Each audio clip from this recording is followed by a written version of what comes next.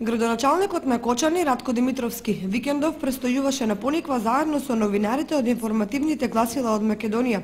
Срамежливо, но оптимистички, Димитровски ја најави престојната зимска сезона, која ќе биде побогата и посетена од бројни гости од овој дел на Македонија. Интересот за овој дел за овој зимски рекреативен, зимски туристички центар нагло се зголеми после овие активности кои што ги преземавме и ние како општини и владата на Република Македонија. За разлика од Попова шапка, ние овде сме, иако имавме развиено во 80-те години, сега повторно го развиваме и тоа е еден подруг туризам, тоа е еден викенд туризам и туризам кој што е за нашите сограѓани со поплиток джеп.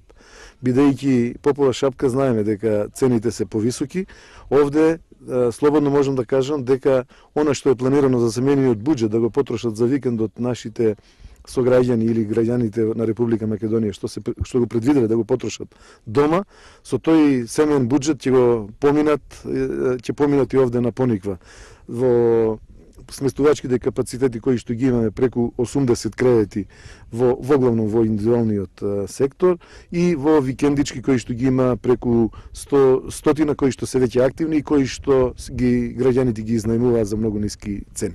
За тоа каква ќе биде предноста на Пониква во оваа зимска туристичка сезона во однос на другите зимски туристички центри во Македонија, Димитровски со одговор.